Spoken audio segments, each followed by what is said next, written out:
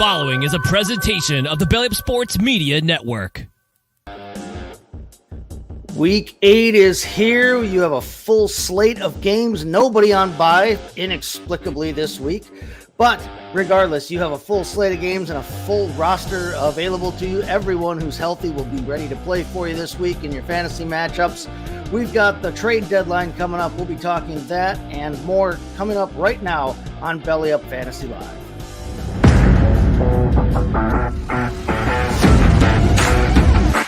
Rieger getting traded to Minnesota changes nothing. 6'4" guys running 4.4s. These guys don't grow on trees, and a lot of times I'm willing to bet on, especially long term, on the freak athlete. You don't ever want to overreact to what guys look like in preseason. There's been a ton of preseason all-stars that never make rosters or never pan out.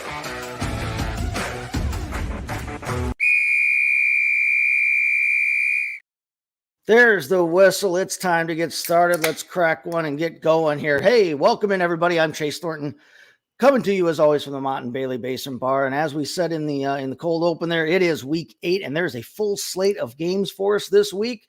After having 6 teams on by the other week and crazy distributions, 2 teams this week and 4 teams one week and 6, whatever. We've got everybody playing today. And it should be a good slate here. We've actually got some exciting games here coming up all day long here.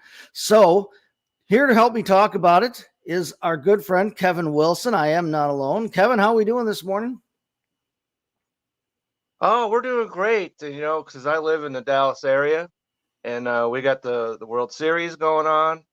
And for only the second time ever, you got the Rangers, the Cowboys, the Stars, and the Mavericks all in action at the same time. So it's pretty heady times over here in the Dallas area for sports. So, and if you're into sports, as this household obviously is, then we're doing great over here. And it's cooled down. We're getting into the 40s. I don't know if we're moving closer to you or what's going on up there in Wisconsin. But so life is great over here. Excellent. Yeah. World Series going on. Like you said, 40s is, that's a little unusual for you guys. I mean, you guys don't get that a ton. We actually it was pretty cold here yesterday. We obviously Halloween weekend, scary time, spooky season. Right. We had a lot of activities for that coming around town. Like yesterday, we took, my little guys, I've got a 4 and a 5 year old. So we took them to the safe trick or treat around town and everything. Okay. And it was, it was cold. There were a lot of runny noses, a lot of gloves, a lot of coats over the top of kids, costumes and stuff, but we're used to that up here in the north. We're happy it didn't rain. That's all we're glad about. We got that Friday night, so Saturday morning. Yeah. So, we it's got covered. It's supposed to possibly snow here on Thanksgiving, or not Thanksgiving. Well, Thanksgiving probably too, but on Halloween coming up here, on Tuesday night. So yeah, we're kind of hunkering down and embracing for it here, but we'll still have fun up here. My wife's got all of her decorations up. She's big into Halloween, and the boys are all excited. And we've got our matching. We did a family theme for costumes this year. My wife, my oldest son, and my youngest son all dressed as Teenage Mutant Ninja Turtles. I had to go as Shredder, the bad guy. Oh no! I don't know how that worked, but that was what my 4-year-old dictated. So. That's what I had on yesterday too. But my 5-year-old, he's the only holdout. He went as Captain America, but he's pretty excited about that. Okay. Throwing his little plastic shield all over the place. Well, Don't tell him it's plastic though. So yeah, exciting times, fun times. Like I said, we're kind of a big Halloween family around here. Friend of the show, John Nelson says, "Sup, Chase?" Well, hey. Hey, how about me? Throw some shade over here on me as well. Yeah, hey, like we always say, there's 2 of us. This is a 2-man deal here. Pilot, co-pilot, that's right. Whoever's what, we don't differentiate here. But hey, we got a full slate of games. And excited about that. You mentioned that at the intro about how there's all the different buys and everything else, and I would surely like the NFL to explain. How in the hell do you have it where you've got 4 teams on bye, then 2 teams on bye, then 6 teams on bye, then no teams on bye? That makes absolutely no sense to me whatsoever. they should, if they're going to do buys, which they obviously are, they should all do 4 teams at a time in the same division. Therefore, there's no competitive disadvantage one way or the other. But as you mentioned, there are no teams on bye. So we have a completely different scenario going on today, whereas last week we had a bunch of guys that were hurt, 6 teams on bye. So you had to throw in there pretty much whomever you could. Yeah. So fortunately, that is not the case. So if you're looking for start sits, you know, we can answer some of those questions. Whereas last week, if you started, you pretty much started him. Yeah, last week if the dude had a pulse, if he was breathing and not on the injury report, you were throwing him in there. John gets back to us here, says, "Hey, you hadn't joined yet, Kevin. That's why you didn't get the love yet." Okay. But, okay. All right. So thank you. That's Mea right. culpa. And as you mentioned, you know, we gotta It's the There you last go. week, Last the week of last days October. of Oktoberfest. So I am set for that. So we are locked and loaded here. And I got to stock up before October leaves. So You definitely have to do I'm a big Oktoberfest fan. It doesn't necessarily matter cross brands. It's my stuff. That's right. So I got to stock up here. So I've got some for the next, till Saturday, I guess. Because it doesn't sit around long in my house. All right. So hey, real quick, let's look back last week at the Belly Up League here. We took a tough loss to Wiz with No Tartar. Our friend John Kirkner. Yeah. Do we have to actually do that? Yeah, we can. I mean, listen, he had a good day. He got, he had Josh Allen, obviously. He got a decent day out of Tyreek Hill. After Tyreek Hill, everybody was worried, would he not play? And he didn't have a great game, but we went into Monday night needing quite a game from TJ Hawkinson against San Francisco. And I'll tell you what, for a while there, it looked like we almost pull it off. We might almost pull it off. Hawkinson with 11 catches on Monday night and 86 yards. Yeah, we definitely need him to get into matchup proof as they come. Right. Travis Kelce, obviously, then him. We needed Hawkinson to get into the end zone and have that kind of a day there. But so we took about a 10-point loss there to Wiz with No Tartar. So we fall to 4-3 on the year there, but we're still right there and right into it. Tough 2-week stretch here though. Wiz with No Tartar and John and the eye test boys, they're in second place right now in the league at 5-2. This week our opponent is in the bushes.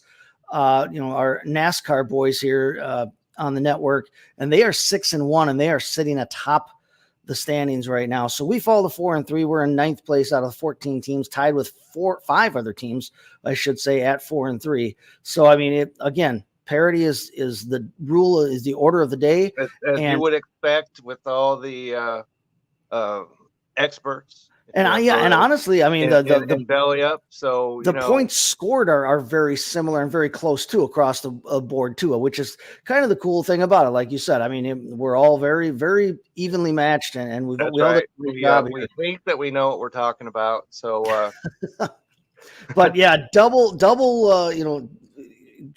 up here on the tough matchups here after we had put together a little 2-game streak there to get ourselves right back on track between Wiz with No Tartar and in the bushes. However, we got a little bit of a reprieve here. He had Stephon Diggs from the Thursday night game. Stephon Diggs missed his projections there. Didn't have a bad game, 9 catches, 70 yards, but didn't get in the end zone, which helped us there a little bit. Yeah. And he also had the Buffalo defense, who had a little bit tougher sledding with Baker Mayfield and the Buccaneers offense than I think everybody kind of anticipated that they would. Yeah, and there's some things we can talk about in that regard. Yeah, so I mean, right now he's still favored to win, being the number 1 team in the league. But a couple of his big are already gone. We're coming. No worries. Yep. He will still have Puka Nacua. He still has Travis Etienne. He's got the Dallas defense, so it's the toughest matchup you could probably have. Right. So yeah, I mean, we're a little bit lucky there that he's got a couple of tough matchups for some of his big guns there. We do hopefully, looks like we're going to get Rashawn Johnson back. Yep. We'll slot into our running back 2 slot there. Obviously we've got, Deontay Johnson, who we got back a week ago and looked good. Jamar Chase will be back and playing for us as he's off his bye here. Jacoby Myers we'll have in there. We're still missing Justin Fields. He'll still be out. We'll mention him a little bit later as well. But so I mean, we've got as good a shot as anybody right now. We're into it. We have been kind of trying to work the trade wire a little bit, but so far that's been it's been kind of quiet on the trade front. tough So sledding. those of you out there that are watching in the Belly Up network, hey, we're in the active trade mode. So if you want a let's talk. receiver, that's right. If stop you need by. a receiver, which is what I floated to our the co-owner of Belly Up, there you go. and I said, hey, you looking for some receiver help? Check us out. We're trying to be active there. Speaking of trade deadlines, we'll get to the trade deadline here in a little bit too, but trade deadline coming up this week, Tuesday at 4 p.m. Eastern, where time begins. So that'll be 3 o'clock here in the Central Time. Time. Somebody will have a good Halloween or not. We'll find out on Tuesday. Yep. Trade deadline in the NBA and Major League Baseball is always such a great big, storyline and hot season, hot stove season kind of thing. Yeah. NFL, it's typically been a little more subdued, but and the biggest guy that we'll talk about that later. Yeah. I mean, recently the trade deadline in the NFL actually, last, 5 years or so actually has been a little more active than we typically see. It's just such a different game to be able to you just, implement somebody mid-season and have to take in the whole playbook and get ready. It's not the same. You trade a hitter and he's still got to go up there and swing at the same pitches that he sees, that he's seen before. And it's still a one-on-one matchup at that point. And he's got to learn, he's got to learn signals from the coaches and that kind of thing. But baseball's a lot easier to just plug a guy in one for one. Basketball, a little more difficult, but at the same time, you still can. You can trade for a guy and put him in the lineup tomorrow, or at least get him in the game tomorrow, and he shouldn't have too much problem. Football is a little bit different animal, unless apparently your name is Baker. Every team plays differently, and every team has different. It's so, and there's more guys on the field. There's playbook and so much more going on, and everybody has to be coordinated. If you're on offense or defense, either way, you got to incorporate yourself into a completely different environment. So that's right. So, hey, we had a Thursday night game. Speaking of Baker Mayfield, we did have a Thursday night game here. We did, and Baker Mayfield, and he is turning out. I got to give throwouts to Vince, our my fellow baseball enthusiast, because he has been talking about Baker Mayfield before the season even started. And of course they didn't win, but when you start 3 drives within the 10-yard line, it's pretty hard to do that. But he almost did. He had a shot at the end zone there at the end, and he put together a good game. So there's Baker Mayfield is on a lot of waiver wires I've seen and throughout fantasy football. And if you need any kind of help whatsoever, I would certainly look his way. He's streamable. He really is. Dan Mater, when I'm on the MD's fantasy football show, he and I have kind of a little bit of a running on air feud about Baker and Baker's value and worth here. But honestly, I've said it before. I'll say it again here. I'll mention it one more time. I was very impressed with how he handled himself last year after a difficult situation coming into Carolina, expecting to be a savior of kinds. They put him into, they ship him off. They get rid of him, cut him loose. Los Angeles brings him in. I feel like he played himself into the rest of his career with his performance there in Los Angeles. And I think that he's acquitting himself very well down there in Tampa Bay. And the final score, as we've talked about before, means nothing when it comes to fantasy football. Right. So they're not winning games down there. But if you're looking for a serviceable quarterback, he is somebody that you can certainly look at, because going forward, we'll get back to the 6 teams on bye and all that nonsense. So he's certainly a guy that you can look at to put into your starting lineup and feel good about it. He's streamable. He's very streamable right now. He's averaging 16 fantasy points a game, which is right now 15th among starting quarterbacks. He's right there with Purdy, with Russell Wilson, with Sam Howell in terms of where he's ranked in the hierarchy of quarterbacks there. But 25 of 42 for 237 yards and a pair of scores the other night. Did not throw an interception. Also tossed the 2-point conversion to Cade Otton there on that last touchdown, which was interesting choice for them to go for 2. They were setting themselves up where if they would have scored, if they could have gotten that last touchdown on the desperation drive, they could have won it with an extra point. But also ran it 3 times for 19 yards. Yeah, very serviceable game from Baker Mayfield. Very, very serviceable. And so, a lot of times serviceable is what it keeps you. Yeah, if it keeps you afloat, it keeps you afloat. Absolutely, and a life raft.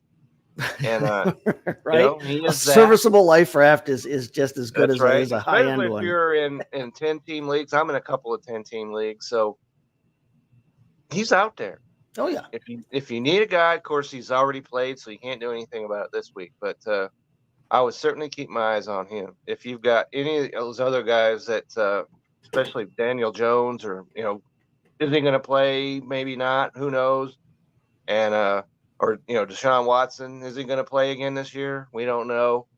If they're in any of that situation, Baker Mayfield can ride to your rescue. Well, elsewhere, his receivers in this game both had a pair of touchdowns there. We had Mike Evans with only 3 catches on 6 targets, 39 yards, did bail himself out with the touchdown late there to put yourself over 12 points and at least get you something, close to the points you were looking for, but nowhere near the performance that he has had in other games this season so far. Yeah. But Chris Godwin with a nice game, 5 catches on 7 targets for 54 yards, and we set a score. So he gets yourself there up there around not quite 17 points there.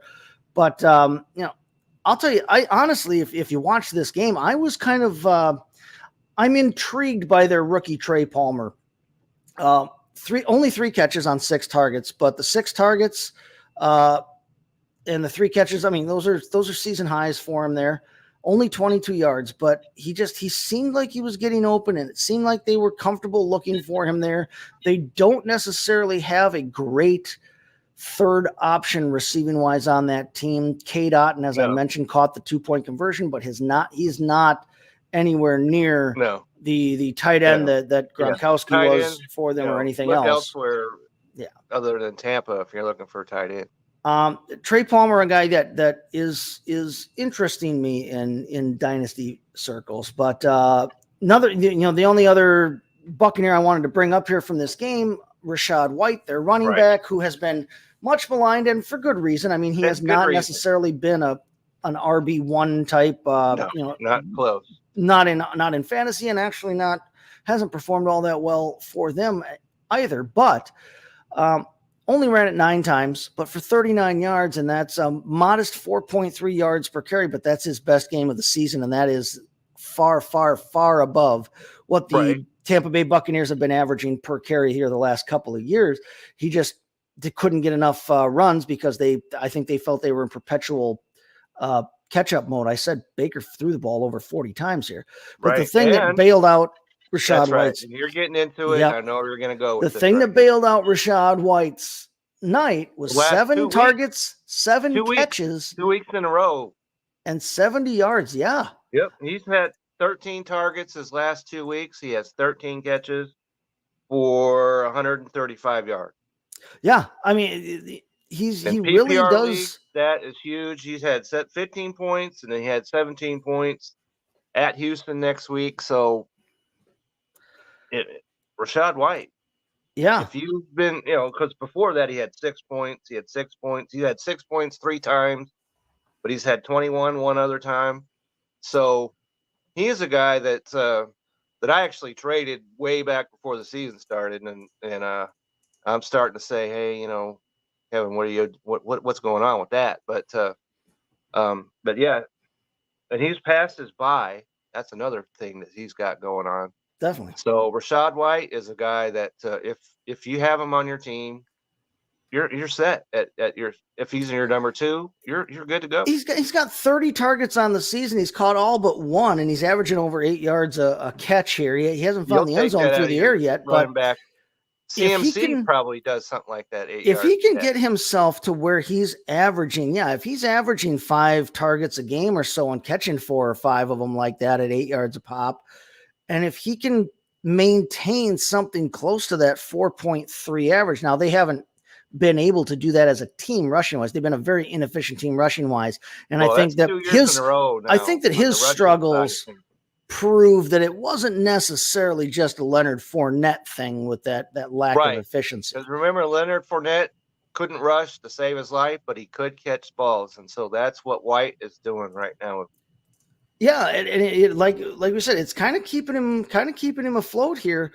I mean, Leonard Fournette last couple of seasons has been absolutely abysmal in terms of efficiency. Averaged only 2.8 yards a carry last year. But like I said, I think that, White struggles, and it's not just White, it's anybody that's been carrying the ball for them this year.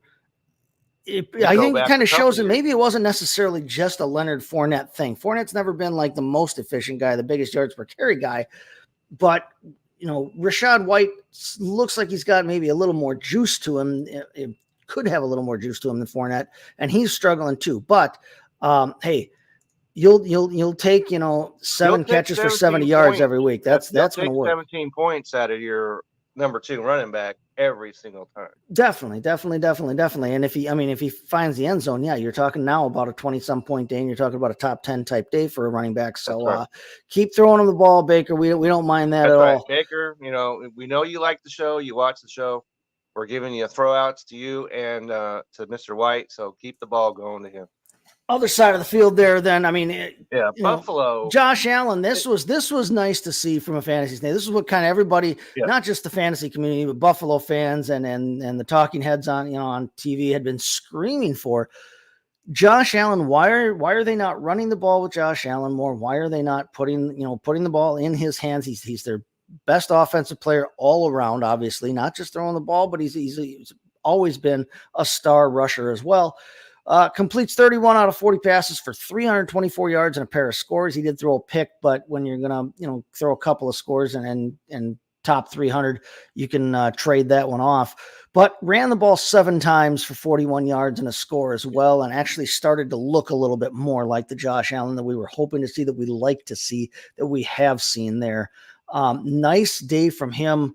And, like we said, it felt a lot more like the Josh Allen that we were looking for here. I don't know what your thoughts were on him, but I've got him in one league that I'm in. So I was quite pleased with his performance. And as we mentioned, fantasy is not the same as reality, but because everything else in that Buffalo game, you couldn't take away much encouragement that they beat a team like Tampa by that score at home. It was a close game. And they had Tampa, as I mentioned, pinned down 3 times inside the 10-yard line, and still that much away from maybe losing that game. So anything other than him, Josh Allen, you gotta like, but anything else than that, they're the most. I'd have to say, all the teams out there so far, especially after they blew the doors off of Miami, they have been a very disappointing football team. They're very frustrating because they're a hard team to read. They feel like they should be one of the top teams in the AFC, and yet they continue to put these kinds of games up. They're not necessarily. I mean, they're not the juggernaut team that they feel like they should be. It almost feels like the last couple of years might have been their window, and their window might be on the decline right now. And they've got to turn some things around here to show us something. Kansas City's not going away, and Cincinnati's sliding back some, but their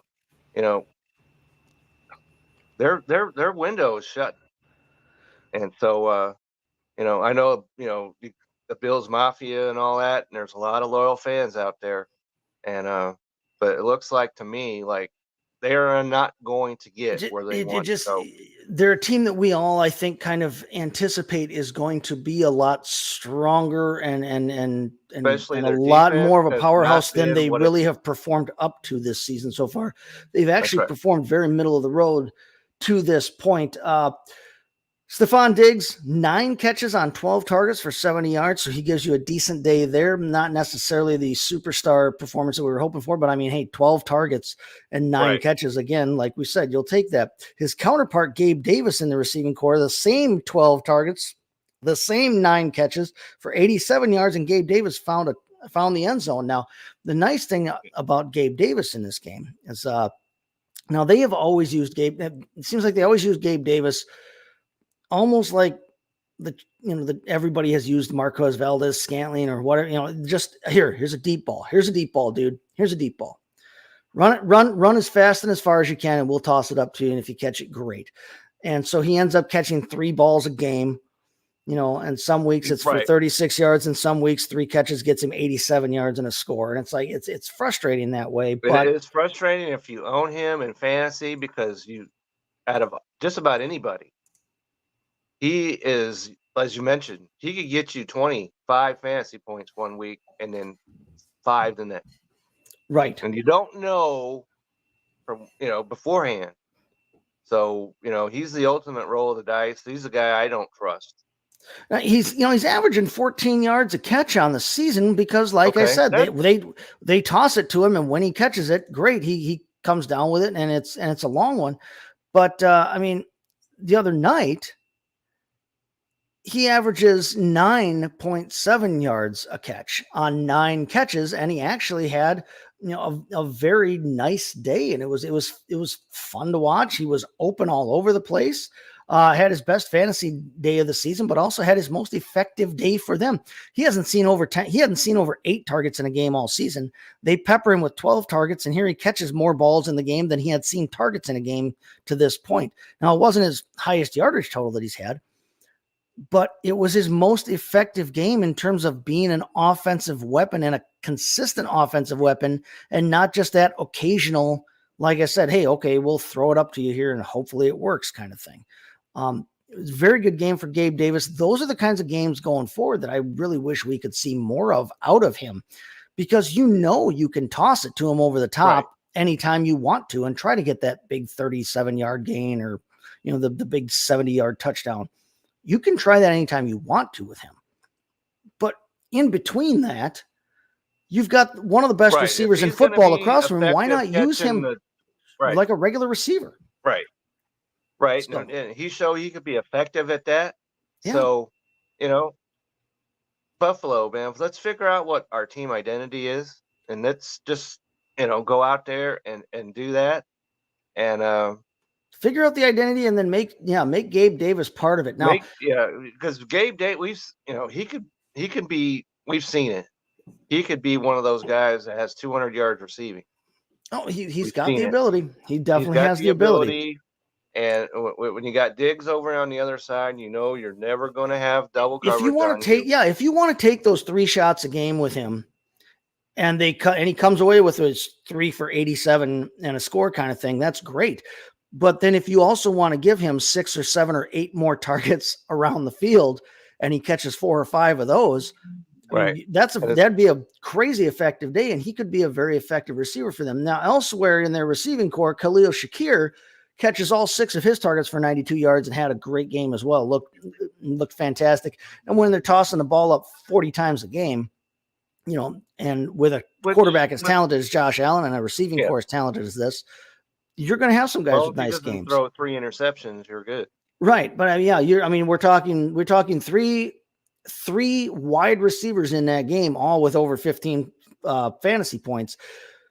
That's the offense we were hoping and thinking we would see out of Buffalo there. And the problem with all this is when you play in Buffalo next week, the winds might be blowing 75 miles an hour. That's true.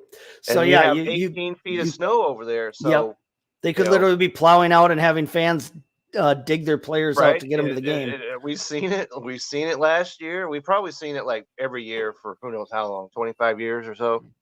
And so with, you got to figure out, can we run the ball? Can we throw some short passes and make that effective? Which is again where I think if they can get Davis and Shakir more involved underneath rather than just always tossing that thing deep to those guys, that could really help out. Dalton Kincaid, then, in addition to having 3 starting wide receivers over 15 fantasy points, we have Dalton Kincaid, who took over the entire job this week because of Dawson Knox's injury there, and looks to have it for the foreseeable. For the foreseeable future, Dalton Kincaid looks to have this role locked down with Dawson Knox out for some time here after some surgery. But 5 catches on 7 targets, 65 yards and a score. So you're talking 4 pass catchers in this game that all had over 15 yard, at least 15 fantasy points, which that'll rack you up in a hurry. Yeah, there. that'll help you out your week a lot. Big especially time. if it's on Thursday.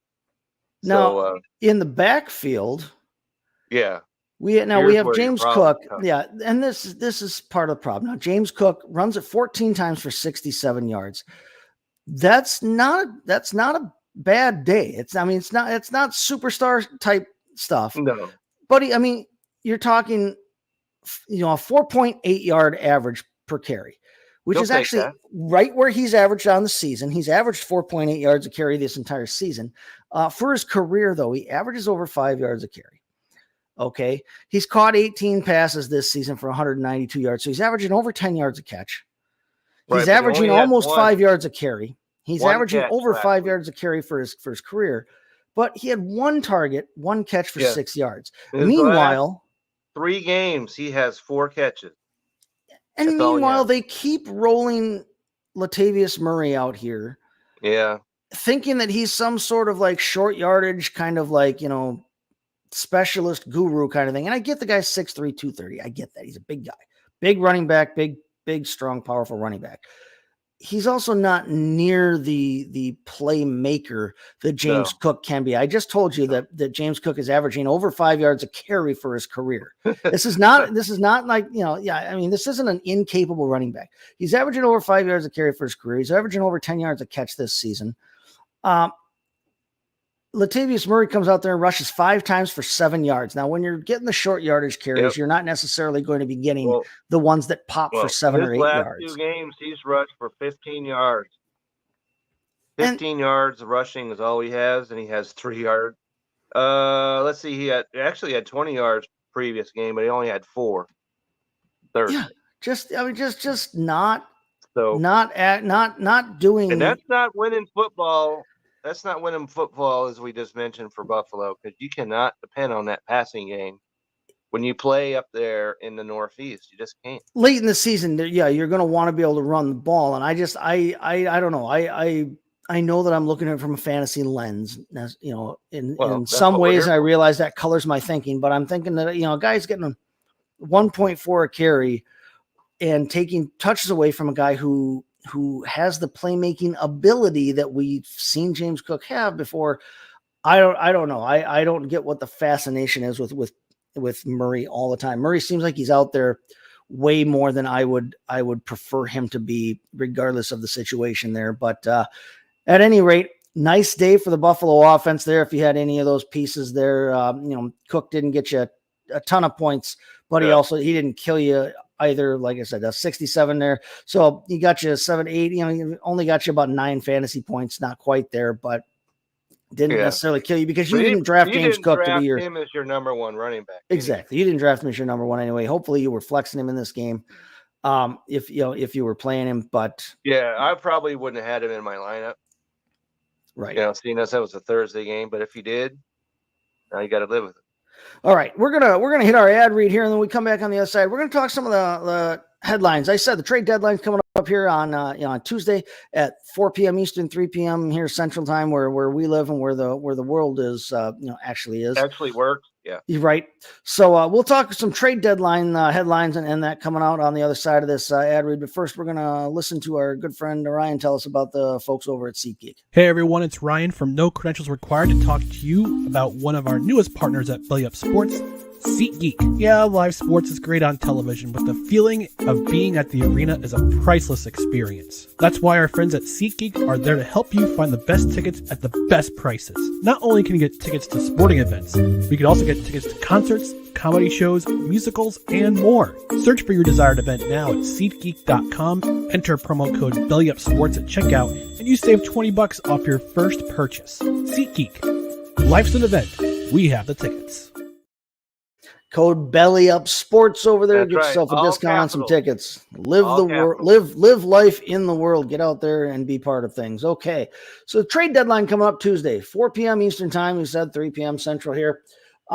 And again, NFL trade deadline, not necessarily always quite the hot topic that some of the other leagues are, but there are still some notable, storylines going on here. One big notable to me. Yeah. Okay. Well, maybe we'll hit on that one here. As I mentioned these here real quick, but so we'll start with the running back situation, because the running back situation across the league has been interesting this year. There've been a lot of injuries and a lot of moving pieces there. In fantasy, we know that we've been searching for running back help because of some of those injuries, because of some underperforming guys. One of whom we'll mention here in a second. Yeah. But one of the big headlines coming out this week actually just popped up yesterday. The Tennessee Titans, one of the biggest names on the whole market that people have been anticipating might be on the move because of how his team has been performing. Derrick Henry has been told by the Tennessee Titans that they will not be looking to trade him here by Tuesday's deadline. But then the headline comes out today that they're still listening on him. So I guess what it means is that they are not shopping him, but they're also not going to turn somebody down if they can get an offer that they right. If somebody, they'll answer the phone. Yeah, no, they definitely will answer the phone there.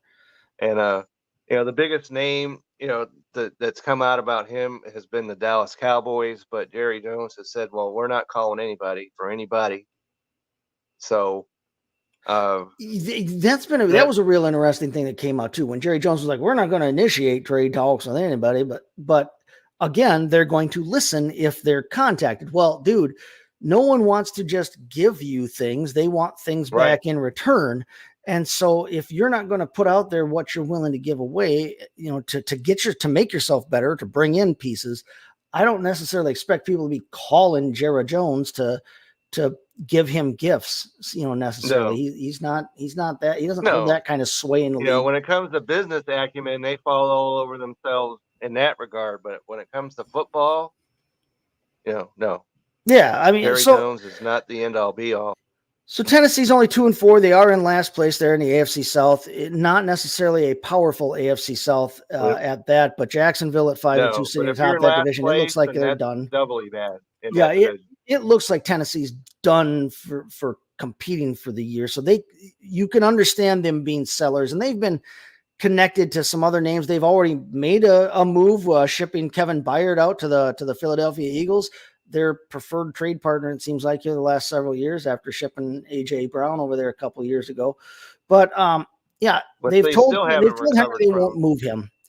Another team that Henry has been rumored to be connected to has been the Baltimore Ravens, who lost J.K. Dobbins to injury earlier this season and have been rolling with a combination of Gus Edwards and Justice Hill, which has not necessarily shot the lights out for them. No.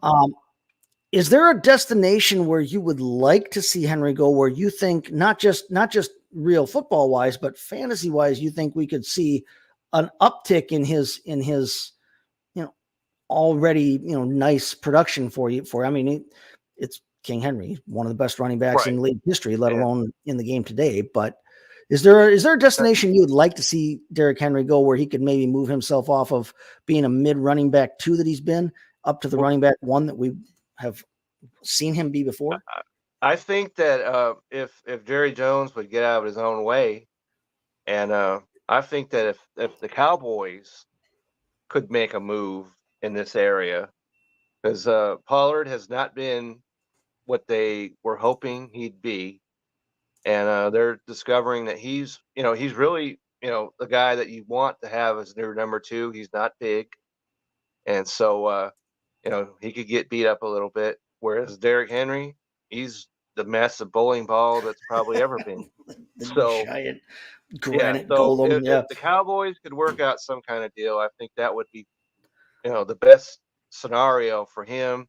He obviously wants to play for a team that's a winning team. You mentioned the Baltimore. I don't like the fit between him and Lamar Jackson there. So I think the Cowboys, above and beyond just about anyone else, is the team that could really use him, number 1, and that he would go to and be happy with, number 2. You mentioned Tony Pollard. He's averaging under 4 yards a carry. He actually ranks right to Derrick Henry in terms of fantasy production this season. He's He ranks 14th in fantasy points to Derrick Henry's 15th right now through 6 games. But averaging under 4 yards a carry, like you said, he hasn't necessarily overwhelmed. He's caught the ball like we all figured he would. Hasn't found the end zone there yet, though.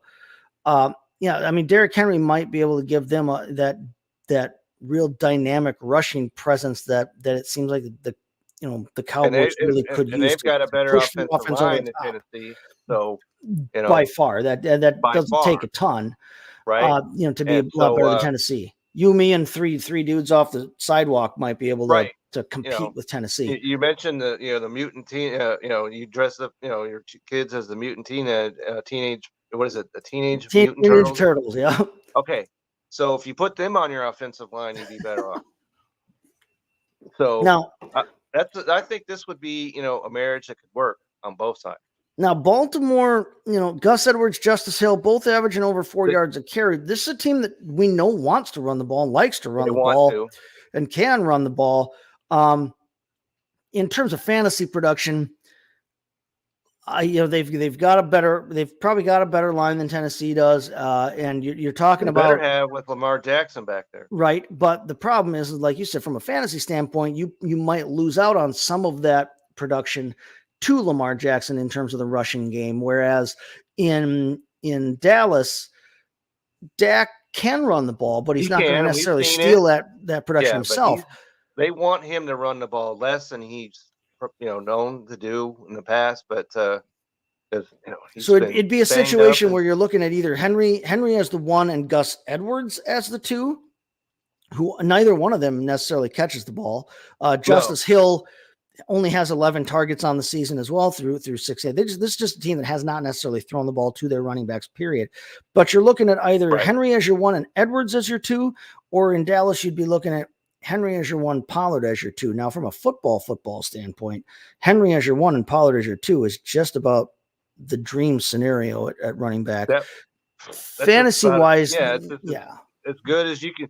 And if he went there, it wouldn't impact Pollard's, as much. If he went to Baltimore, the other 2 guys that you just mentioned, you can cancel him out. I think if he goes to Dallas, I think Pollard doesn't necessarily affect Henry as much because we just said Henry doesn't catch the ball anyway. We're not worried about Derrick Henry, and I mean anything he catches is gravy anyway. Right. Whereas so Pollard is going to take all that work, but that's fine. Zeke and him worked last year. Yeah. So that's a scenario that can totally it could work out. And if you had Pollard on your team and they brought him in, there would be no reason to cry in the corner or any of that stuff, because I think he would be just maybe we've seen him function as a top 20 running back with that kind of a role before anyway. Being the pass catcher and then being a complement in the running game. We've seen him function as that and be a top 20 running back in the past. Right. Now the problem with Baltimore, Gus Edwards falls completely off the table. Of course, the big problem with this scenario that we just kind of brought up is that Tennessee is saying they're not going to contact teams to move Derrick Henry, and Dallas says they're not calling anybody to talk about it. So if they're both just going to sit there and stare at the phone waiting for it to ring, we'll see what happens. We'll see Derrick Henry next week in a Tennessee Titans. The Cowboys and the Rams. The Cowboys are going to win, I think, obviously. But if it turns out to be a closer game than maybe they thought, does something happen this week to somehow change their thinking? Squeak out, If anything other than, let's say, maybe a 27 to 20, 27 to 17, something like that. If you don't get that out of the Cowboys, they might just want to locate their cell phone and give Tennessee a call. Let Steven take the reins down there, Jerry. Maybe he'll make a phone call to somebody and bring him down here. That's a scenario I think we all can get behind. So elsewhere on the running back market there, Dalvin Cook is reportedly unhappy in New York. I think we all saw that. He looked pissed off the second that go ahead and stab Rodgers us both in the heart when it comes to Dalvin Cook. But he says he's going to talk to his agent, talk to the Jets about a possible trade. They would have, they've got time is running out here to make a move. Yeah, when you're averaging 2.1 yards a carry. or He whatever has it is. not he's looked doing. anywhere near like the No, Dalvin he Cook that we've doesn't known. have the explosiveness. He doesn't have the catches. He doesn't have anything. Now, So this if is a you're team another that can team, afford to move him, though. This is a team that can yeah, afford to move him absolutely. with Brees Of Hall, course who they is could. who looks like But a if top you're 5 type running back. if They've you're got who Go ahead. why if you were a team, why would you take on Dalvin Cook? Why would you do that? I wouldn't, but his current team can afford to move him with Yeah. Brees Hall being a top 5 running back looking like. And They've got right. Michael Carter, who we know Michael can Carter handle the behind him. backup role, and they Right. haven't even used Israel Abanikanda, their dynamic draft pick What a from this great season. name that is. Right. So, I mean, they have options there. Yes. They didn't need Dalvin Cook to begin with. No. They thought they were going to need him. We all thought they were going to need him We and thought use him so. early in the That's year. why we drafted him. Right. And like I said, you stab us in the heart, both of We us. all thought they were going to need him early in the year until Hall could get ramped back then up to we thought speed. that him, just like we just mentioned with Dallas, we thought Zeke and Pollard, Yep. Cook, and Brees Hall could, work together and thrive together. Negative. And then Brees Hall hits the ground running quite literally in week 1 and goes off for 127 yards rushing and looks like, hey, he didn't necessarily need a ramp up period. No, so he can bust off a 67-yard run. He's done it a couple of times already. I'm with you that I don't see why someone would bring on Dalvin Cook based on what he's looked like. I don't see why you would bring. They're definitely not going to get any kind of appreciable asset back for him. They might be able to get a real late round pick or a trade swap. We've seen a lot of that this season in the last year or two, where teams trade a guy and instead of getting an extra pick back, they just say, well, we reserve the right to switch our draft pick in the 6th round with yours. Great. So you trade a guy for the right to possibly move up a couple of picks or several picks in a round. That doesn't shine well on Dalvin Cook's, situation. But I think that's what they'd be looking to get back for him or can expect back for him if they do decide to move him. One other running back then real quick, close to your heart, or at least used to be close to your heart there, Rashad Penny, who has not seen near the work that we all anticipated in Philadelphia. Has been inactive at times and then has really fallen far, far behind, not just DeAndre Swift, but Kenneth Gainwell as well. There's a possibility Rashad Penny would be a name that could be moved. And Penny's a guy that is an unknown quantity. I mean, we've seen Dalvin Cook, what he has to offer this season, and it's not much. We don't necessarily know that Penny does or doesn't have it yet still.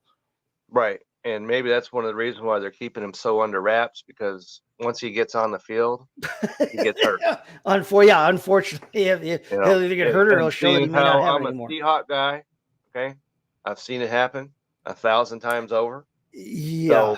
So, quite literally 1,000. Yeah. I mean, he hasn't, in fewer than 100 career games, he's been hurt seemingly 1,000 times, which is it's tough to be injured 10 times a game, but Rashad Penny has seemingly pulled that off. Yeah, you can pull it off. And, and he's a guy, though, that when healthy, whenever that is, has produced. Yeah. And so given that information, I don't know if the Philadelphia Eagles would be that inclined to move him anyway. Because if he's not banged up, then, because the guys ahead of him have, a checkered past anyway as well. So, he could still have value over there in Philadelphia. You haven't been playing him at all. He's played in one game. He's got 3 carries on the season. This is a guy that we thought was brought in to be the co-starter. Right. So, yeah, I mean, obviously he's fresh. If you need to bring him in or want to bring him in. But just an odd situation there. But another guy that we could see moved elsewhere around the NFL here at the wide receiver position. The big names at the wide receiver position all seem to be coming out of Denver. Big names, I use that term loosely, but there's been talk all season around Jerry Jeudy and Courtland Sutton. Do you see either one of those guys moving? And if so, is there a team that you think could really benefit from bringing in a wide receiver of either of those skill sets, Jeudy or Sutton? A team that goes right to my mind because of injury to Deebo Samuel, the 49ers could be a team that could use one of those guys over there. And 'cause they have not looked like themselves. They're going to have Brock Purdy today, which has, been dominating the, the TV shows. And if Brock Purdy doesn't play, then the 49ers are still going to be okay and whatever else. But he's going to play. And so if the 49ers, I hope not, because, I'd rather, get Wouldn't that blinded just by be the about like sun them though? than cheer, say anything good about the 49ers. But Wouldn't that just about be like them? I just told It you would. the Eagles went out and they got Kevin Byard from the Tennessee Titans. The rich get richer, but that's the kind of move that teams like Philadelphia and San Francisco somehow, against all odds, when everybody else in the league looks like they have a bigger need, those Right. two teams who are already riding atop the division, not just their divisions, but the conference and the league, those two teams somehow go out and they bring in Christian They bring in a McCaffrey. guy They bring in who- guys like that. Yeah. right. And the rich get richer. you know- And that would be just about like the freaking 49ers It would. to bring in a Judy or a Sutton to plug in next to Brandon Ayuk and George Kittle and Christian McCaffrey and and all Elijah the rest. Mitchell and Deebo Samuel when he's healthy and Brock Purdy. And all of a sudden, make themselves even more unguardable than they already are. I mean, that was not necessarily a team that I wanted to have to talk about in this segment, but there No. you have it. Like I said, I'd that's rather the burn kind of my movie you could eyes see them out with make. hot coals and, say Then anything watch that positive again. about the 49ers. But Right. We've got a couple as you of mentioned, that is the cohorts here move who that would is a love to see move. that. that they've been known to make. If things weren't the same down in Chargers land, they're in the same division, so maybe not. But the Chargers, talk about disappointing teams. They're certainly at the top of that list to me. So I see no reason. And with they could Mike use Williams some wide going receiver down, help. they may I have an mean, opening since there they at lost receiver. Mike But Williams. yep. Yep. And they've got really no reason to do that because they're not in it. So I don't see anything. And like going you on said, with an them. intra-division trade like that would be rough as as well. But yeah, I mean, the Chargers right now, they feel like they need to do something to shake things up there, but I don't necessarily know that bringing in another receiver from an intra-division rival is going to be the spark that they need. But regardless, Judy and Sutton, the two names that probably have come up the most in terms of Right. wide receivers moving this week. Other wide receivers whose names have kind of been floated out there, especially recently, Hunter Renfrow, who just 2 seasons ago was your PPR wide receiver 12.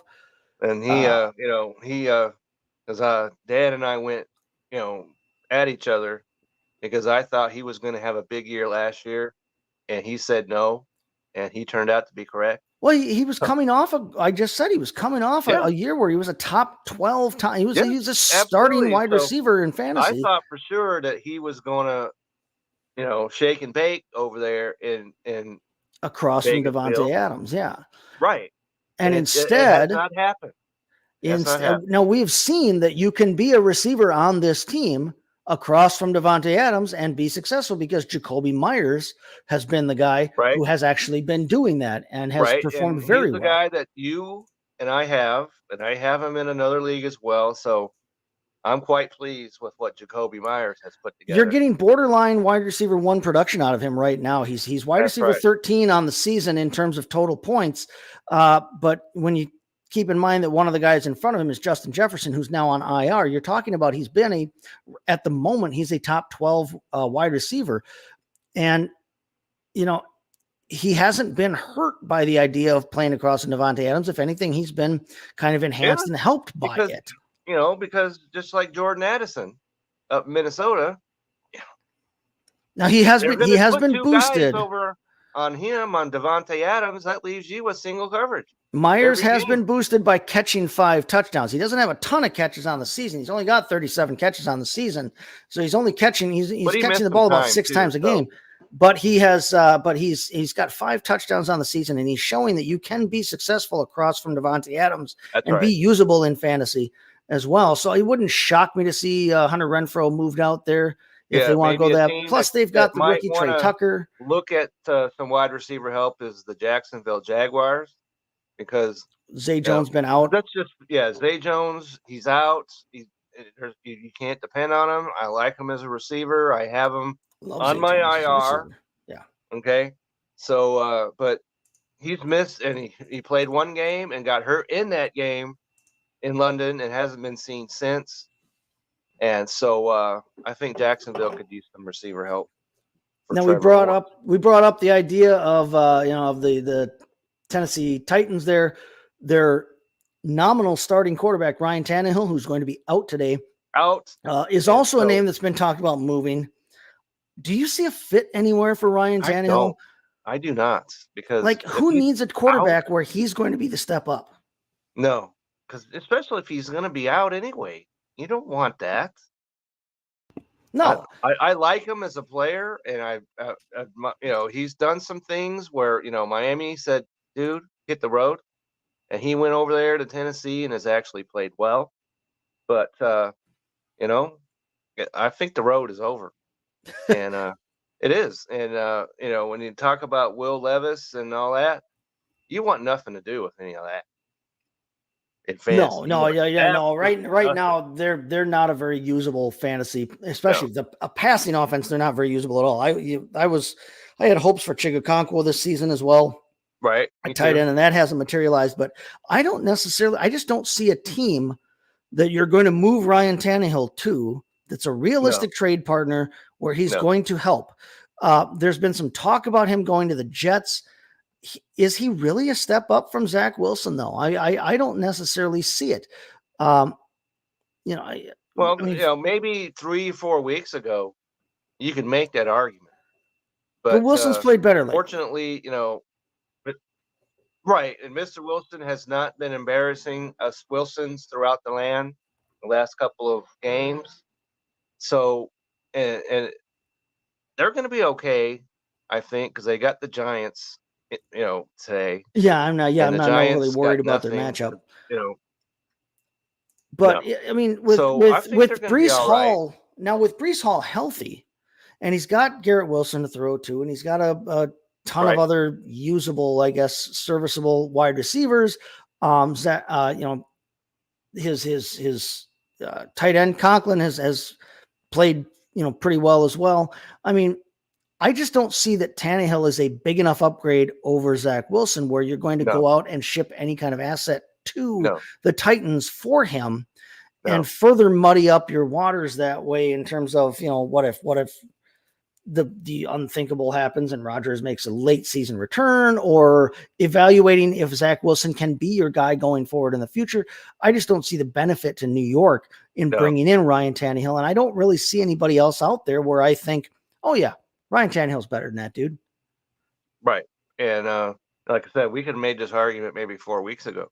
Yeah, no, maybe 4 weeks ago in New York, but I don't see it right now.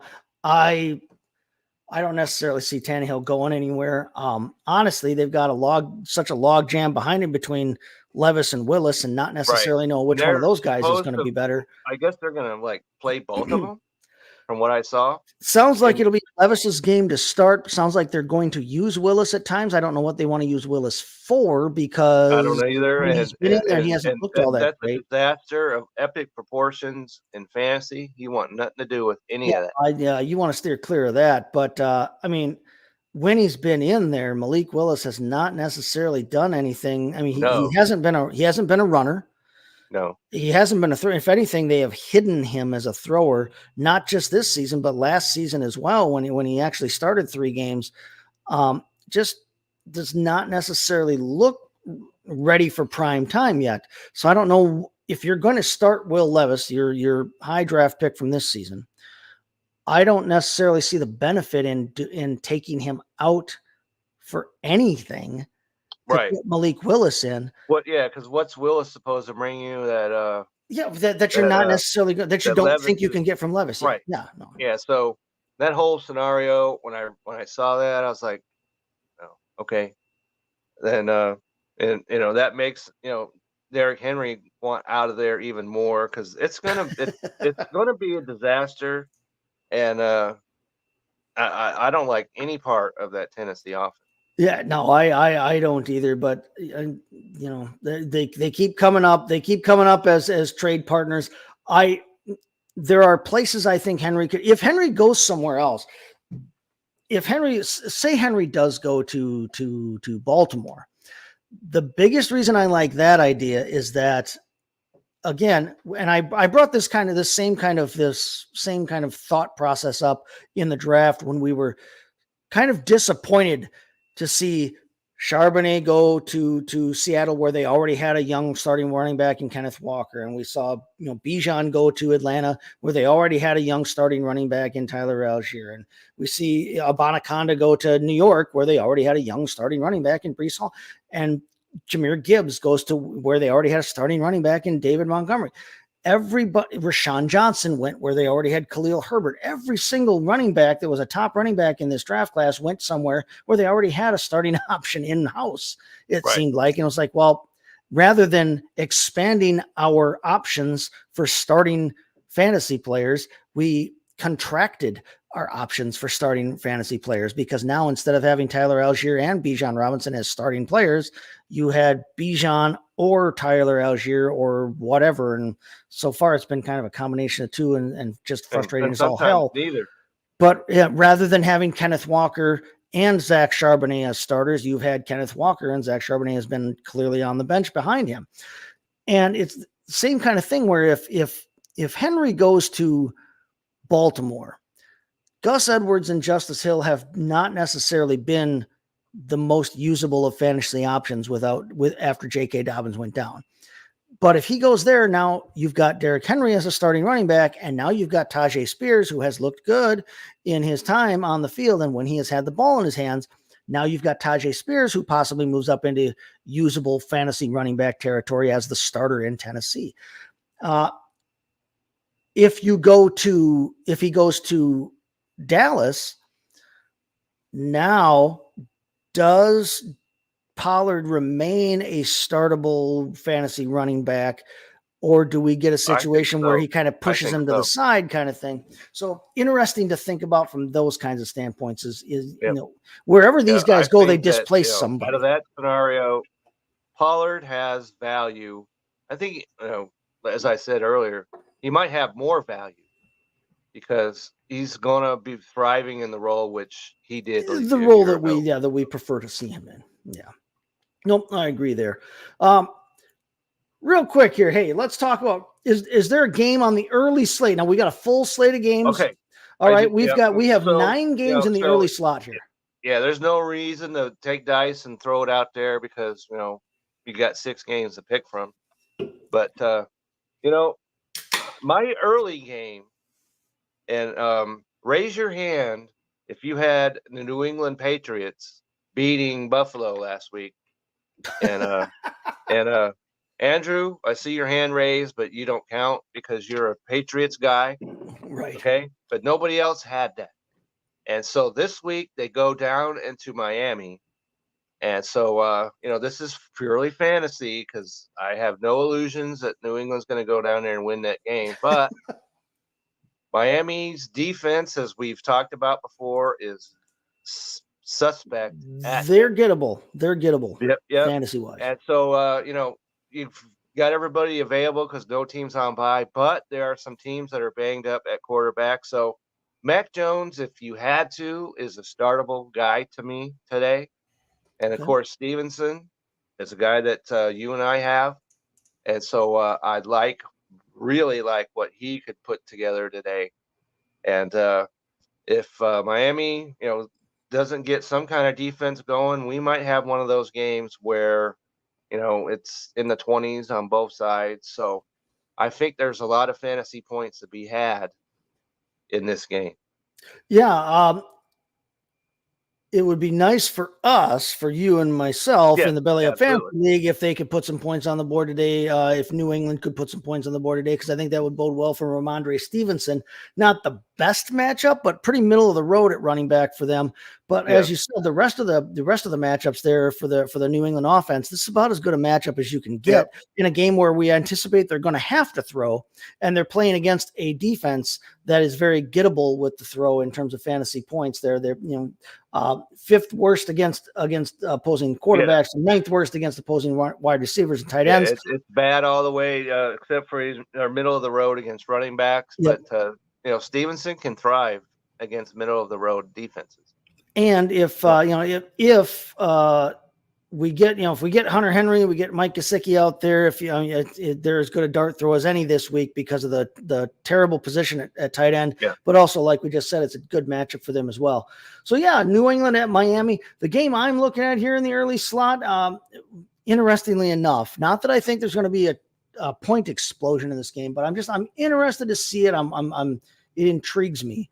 Is Houston at Carolina? That game's going to be on Fox there in the early window.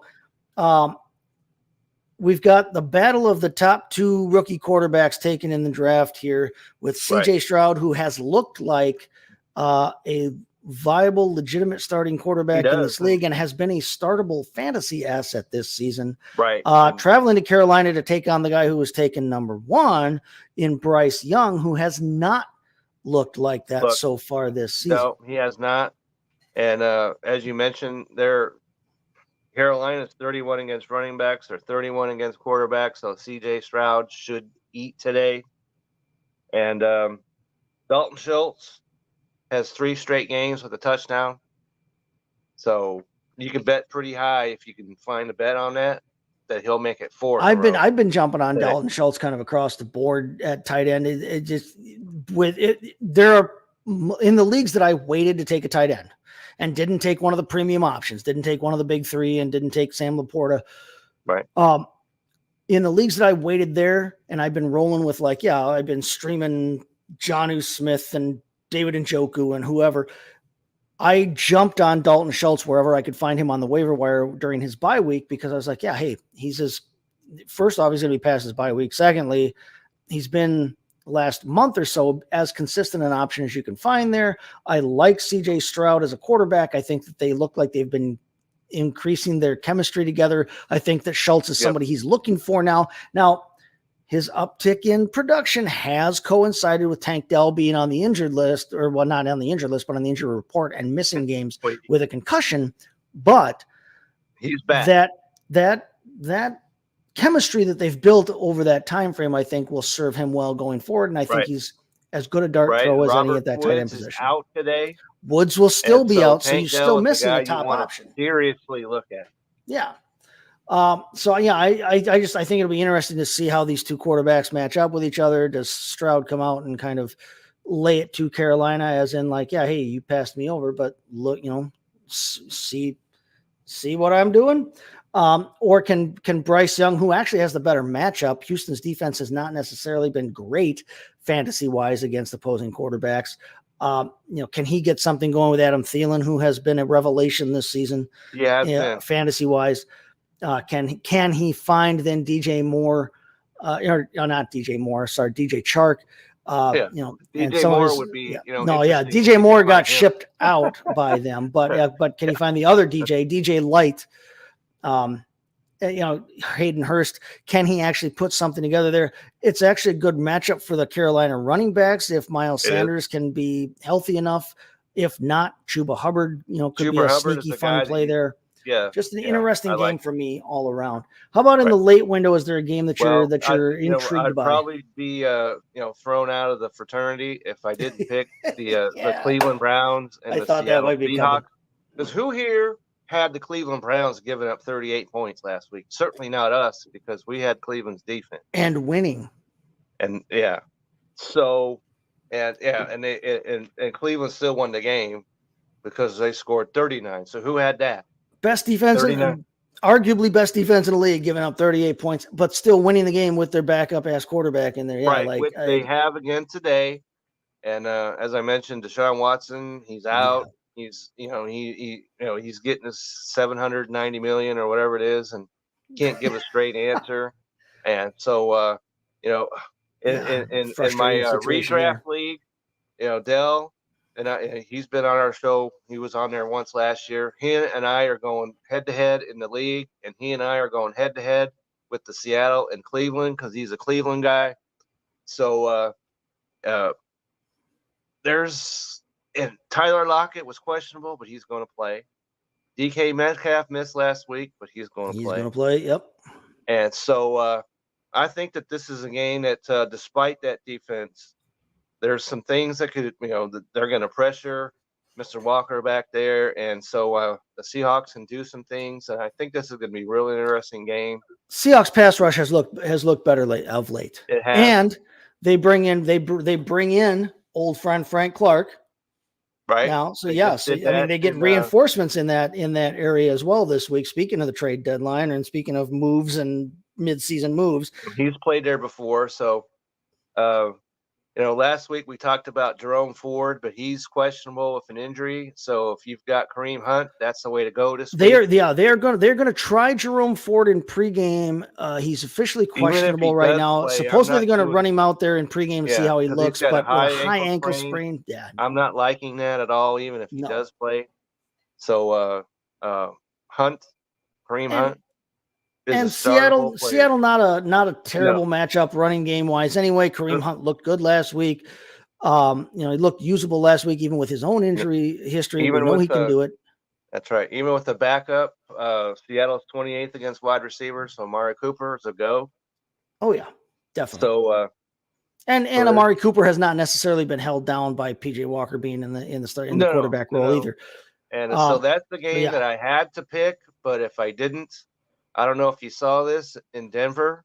They're expecting 6 to 14 inches of snow up there. Yeah, I'm not overly excited about the prospects, unfortunately, but it might be fun to watch. On the Denver side of that, you want they don't need any more impediments to their offense. Right. If you're Kansas City, and if not the snow is not the key to me, is it windy as well?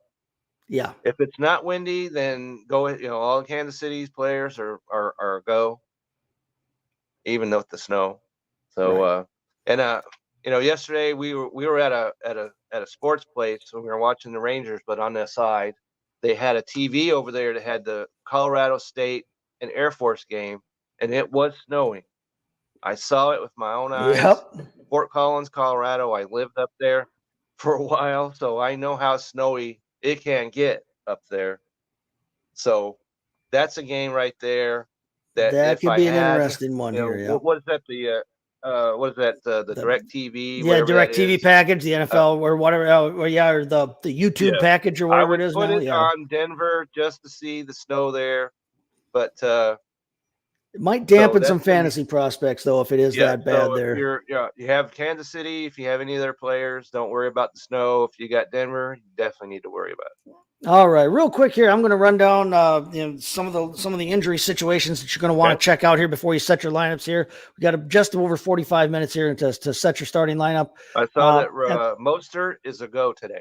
Yep, he was questionable, but it does look like they're going to try and give him a go today. They did say supposedly they were going to give Jeff Wilson some touches today as well, coming off the injury list. He did not play a whole hell of a lot last week, but he supposedly is going to get touches. But if they both play, he's not going to get him when Achane comes back. So he better get some soon. So looking at the quarterback situation around the league, we already talked about Ryan Tannehill being out. We said Deshaun Watson was going to be out. Justin Fields is going to be out for their night game against the Chargers there. Trevor Lawrence, questionable right now, but he was questionable last week, came out and actually had his best running game maybe of his career. So don't worry about Trevor Lawrence. You're putting him in your lineup. Daniel Jones is out, which means it's Tyrod Taylor's season up there in New York. The other quarterback to mention here, because we haven't brought him up yet, Kyler Murray is not going to play today. Kyler Murray has been out with his ACL injury from last season, but he actually was removed from their injury report this week in practice. And so it looks like you're going to see him sooner rather than later down there in Arizona. Added all over the place in fantasy football circles. It's worth a shot. other Worth than a shot. Dynasty, because if you had him in Dynasty, you weren't getting rid of him anyway. Fantasy wise, he was tearing it up last season before his injury hit. He was scoring points last season for you if you had him before his injury. If he can play at that level, hey, that could be a crazy midseason ad, especially if you waited on quarterback or you were banking on Aaron Rodgers and got injured and now you're streaming guys or whatever else. So something to watch there, but he won't be playing today. So just keep that in mind. Running back position in Indianapolis, they're going to give Zach Moss a go in pregame, but he is questionable for the game. He's been falling a little bit behind Jonathan Taylor, but at the same time, still usable, but something to watch there because he is questionable. You said Raheem Mostert's questionable, but they're going to try and give him a go. Jerome Ford is questionable. They're going to watch him in pregame, but I would say you're not going to have Jerome Ford today, so watch that. They lifted up. I want to make sure I get this name right. Jordan Wilkins off the practice squad, and so that says to me that they're not expecting Jerome Ford. Yeah, I mean they're going to look at him in pregame, but I'm not anticipating. And he plays anything in the later game, so you may not have any, be able to wait around for him. Right. Good news for us. Rashawn Johnson it looks like he's going to be active today or going to be active this weekend, play for the Bears there, which will help us out in our fantasy Belly Up Fantasy League there. Wide receiver position, you said Robert Woods is out, Zay Jones is out. Michael Thomas. And hey, if you're watching, if you're in the front office down there in Atlanta, take notes because Michael Thomas popped up very, very late yesterday with an illness and is questionable now for the game. But we've all heard it. We all know it. And now we all can bet and or set our fantasy lineups accordingly, as opposed to Bijan Robinson coming out of nowhere and just kind of hanging out on the sidelines until the last damn drive of the game. So yeah, take notes down there, Atlanta. That's how you do it when a dude pops up late Saturday with an illness. But Michael Thomas, again, questionable. So watch that. Randall Cobb, questionable for the Jets there. Curtis Samuel is questionable. Looks like he's going to play for the Washington Commanders, guy who's had a nice floor. You've got to have better options than him. He's had a nice floor though, and he's a flex option. Nice floor, I don't want to plug him in as a starting running wide receiver. You got to have better options. But he does look like he's going to go. You said, Deebo Samuel out. Looks like Marquise Goodwin for the Cleveland Browns, who you probably weren't using anyway, but has had a kind of a sneaky kind of hybrid role for him. Don't do that. He looks like he's going to be out. Tyler Lockett looks like he'll play. Josh Palmer for a high-powered, ostensibly high-powered Los Angeles Chargers offense. Looks like he's going to be a true game time decision. He is questionable, so watch him. True game time as I've seen. And unfortunately, he's your night shift. So if you don't have a pivot, either in Sunday night game or the Monday night game, if you don't have an option to plug in there, you want to look elsewhere and not wait on the Josh Palmer news. Game because then you're not going to have anybody. And then looking at the tight end position as if it's not a big enough minefield already. Luke Musgrave for the Packers is questionable, with his injury here, still trying to clear protocols there. Kylan Granson has not cleared concussion protocol yet for the Colts. He's questionable. Taysom Hill is questionable, plus Juwan Johnson is going to play down there, so he may take away some of those pass opportunities that we've seen from Taysom Hill. Getting out of him from one week to the next anyway. We've been all excited that the fact that Taysom Hill had been seeing more pass opportunities or poor pass catching opportunities lately, but with Juwan Johnson back and him being questionable, you might want to look elsewhere.